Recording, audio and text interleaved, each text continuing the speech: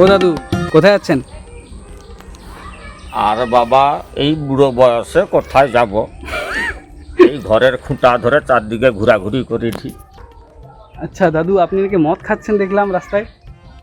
আর শেষ বয়স তো ওইটাই সম্ভব, আর কি খাবো বাবা। হ্যাঁ, বেটা বৌমা তো চোখে দেখেনি, তখন পর্যন্ত শাক তুইয়া বিক্রি করিয়া সংসার চালিতে হয়। দাদুকে হ্যাপি নিউ ইয়ার। আর কি Happy নিউ New ইয়ার মোটামুটি সৌগা, তুই যেটা কৌটো সৌটা আর কি।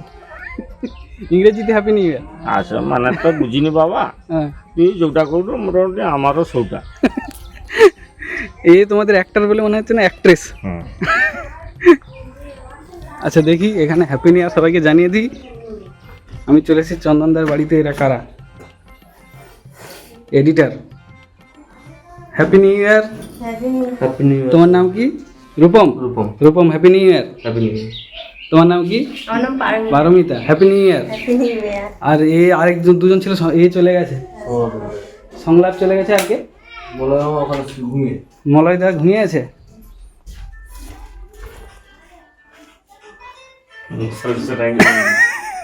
মলয়দা হ্যাপি নিউ ইয়ার।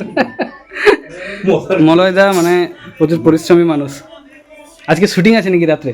হ্যাঁ, রাত্রে সংলাপ পালিয়ে হবে। Happy new year. Happy new ইয়ার। সবাই ভালো আছেন তো? হ্যাঁ ভালো আছি। হ্যাপি নিউ ইয়ার দাদু। দাদু চন্দনদা হ্যাপি মকর, মকর। হ্যাপি শকর মকর কি কয় জানো, কালকে মোটামুটি সব লোক পিঠা খেলবো।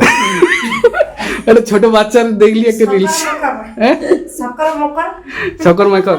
এই পারমিতা 1 কোটি টাকা কি করছো? 1 কোটি টাকা নিয়ে কি করছো? 1 কোটি টাকা দাদুকে 50 লাখ টাকা দিচ্ছি। দাদু তোমাকে 50 লাখ টাকা দিয়ে দিচ্ছি। আরে বাবা 50 লাখ টাকার কথা কনি আর। তুমি কি 50 লাখ টাকায় বুঝেছো মদ খেয়েছিল? 50 লাখ টাকা পর্যন্ত ঠিক ছিল, কিন্তু ডিভোর্সের ব্যাপারটা একটু লাগছে উঠি। তুমি টেনশন মদ খেতে লেগেছে। তোরা বুড়াকে বিয়ে বলে পুরো ওকে নিয়েছি। দাদুকে বিয়ে হওয়ার কথা দাদু ওকে নিয়েছি। পয়সা ছিল ওকে নাই বিয়ে আরে কি অবস্থা। তাহলে 50 লাখ টাকার জন্য তাহলে দাদু অজ্ঞান হয়ে যাবে। আবার চুলটাকে কলপ করে নেবো তাহলে। মা চা করো।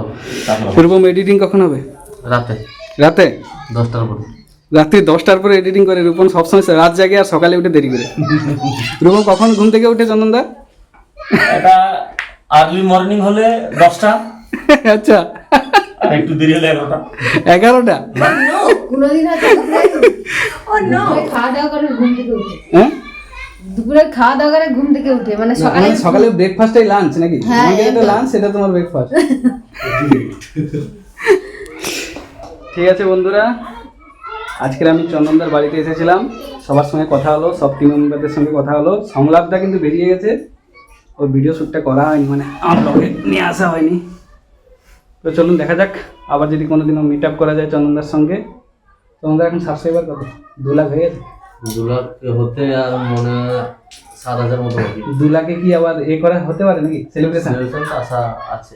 আচ্ছা আচ্ছা, 1 লাখ সেলিব্রেশনে চন্দনদা আমাকে ডাকেনি, 2 লাখ সেলিব্রেশনে ডাকবে কিনা জানি না। ডাকবেন?